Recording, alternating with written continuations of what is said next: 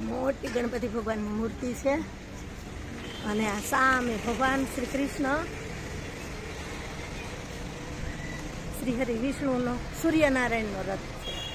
ભગવાન સૂર્યનારાયણ અહીંયાથી આપણે આવી રીતે પસાર થવાનું અને આટલી ઊંચાઈ ઉપર છે. સામે આવી સરસ એકદમ ગ્રીનરી છે. આ રીતે અહીં આગળ આવવાનું. અહીંથી આગળ આવીએ સુંદર દ્રશ્ય મહાદેવનું સુંદર. આ છે માં વૈષ્ણોદેવીનું મંદિર અને આ મંદિરની એકદમ ઉપર આવી રીતે સરસ રથ નહીં છે. આ હનુમાનજી દાદાની સુંદર મૂર્તિ છે.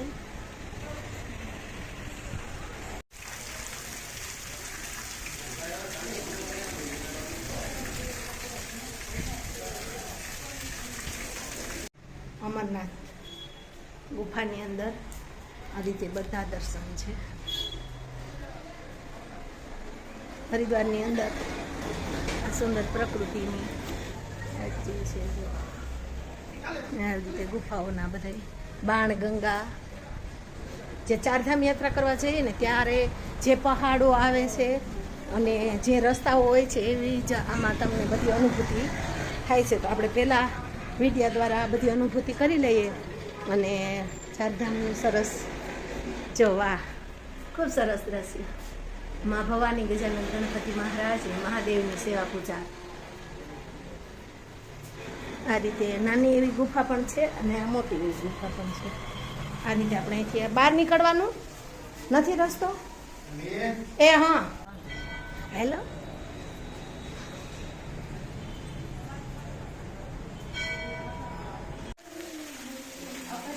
આ ચાર ધામ અને ચાર ધામ છે. આની અંદર આ જે ગુફા મંદિર છે બહુ મોટું, પણ ગુફા જેવું મંદિર છે. જો તમે જોવો છો ને આ બધે ગુફાયુક્ત છે. આ મંદિર આવી રીતે બતાવેલું છે અને અહીંયા કાનો ઝૂલે છે. તો આપણે એ જમણા છે ઝૂલાવી લઈએ કાનાને. આ મંદિર છે એ આવી રીતે ગુફાનું છે અને આમાં આખા હિમાલયના દર્શન છે કરાવેલા. તો તમને આ ગુફાના હું દર્શન કરાવું છું. આ રીતે દર્શન કરવાના. આ કામધેનુ ગાય છે. જય માં કામધેનુ મારી ત્રિગુણી પુત્ર.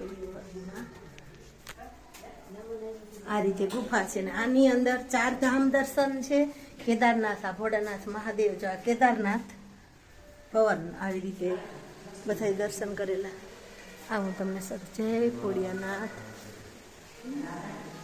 શ્રી હરિ રામ સેતુબંધનો પથ્થર છે. 21 કિલો આનો વજન છે અને પાણીમાં જો તરે છે. હું તમને નીચેથી બતાવું. આ આખો પથ્થર છે ને આ રીતે આ ઉપર દર્શન. રામ મંદિરે આ પથ્થર છે.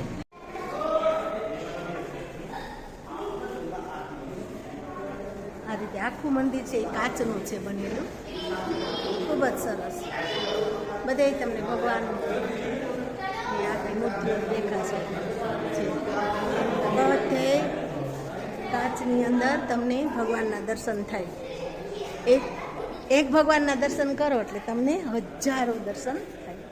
આ રીતે આખી છે. ખૂબ જ સરસ છે. એક મંદિર જોઈને બીજું મંદિર જોવા આવીએ એટલે દરેક મંદિર એકબીજાથી અલગ. આ રીતે વાહ, ખૂબ સરસ છે. એટલા બધા સરસ મંદિર છે ને.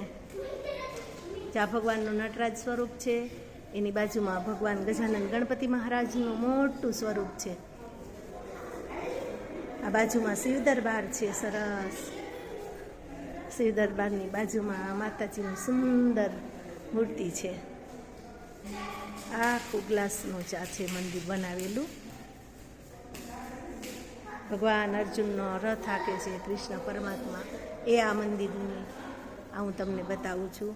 અને આ સામે બધે કાચ જ છે આખા મંદિરમાં. ખૂબ જ મોટું મંદિર છે અને આપણા બધાયના બાપ કહેવાય એ ભોળાનાથ મહાદેવ હર. આ ભોળાનાથના મેં તમને દર્શન. ગ્લાસ મંદિર છે. આખા મંદિરની અંદર બધે ગ્લાસ જ છે. ભગવાનની મૂર્તિઓના દર્શન કરતા જઈએ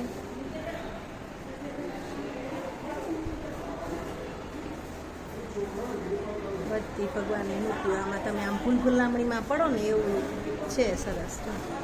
અહીંયા ભગવાન રામજી છે તો બધી મૂર્તિ તમને સામે એટલા ભગવાન રામ દેખાય. આ મંદિરની આ વિશેષતા છે. જો કેટલા ભગવાન રામ દેખાય. આ એક ભગવાન રામની મૂર્તિ તો સામે આ બાજુ પણ એટલા જ રામ દેખાય. એટલે આને ગ્લાસ મંદિર એટલે. આ એક મૂર્તિ છે. આ બજરંગબલી, આ એક બજરંગબલીની મૂર્તિ છે. એની સામે તમને એટલી હજારો મૂર્તિઓ સામે દેખાશે બજરંગબલીની. આ રીતે એટલે આ ગ્લાસ મંદિર એટલે આને ગ્લાસ મંદિર કહેવાય. આ બધી એટલી હનુમાનજીની મૂર્તિ હજારો દેખાય આમ એકદમ જાજા. પછી આમ ત્રાહુણ કરજો. હા, અહીંયા કૃષ્ણ પરમાત્મા એટલા દેખાય. આ રાધિકારાની સુંદર રાધાજીની મૂર્તિ અને આ સામે એક બીજા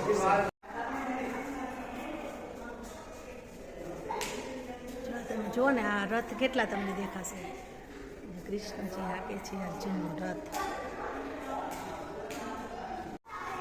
આ રીતે આપણે એકદમ બધા કેટલા દેખાય.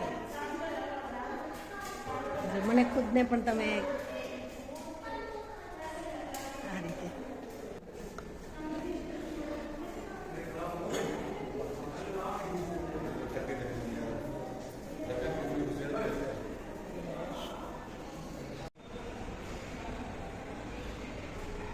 ભગવાનના સુંદર નટરાજ સ્વરૂપના દર્શન.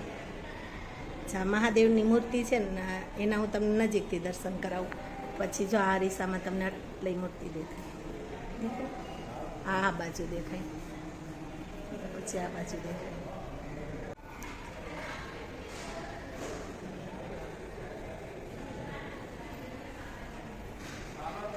હા,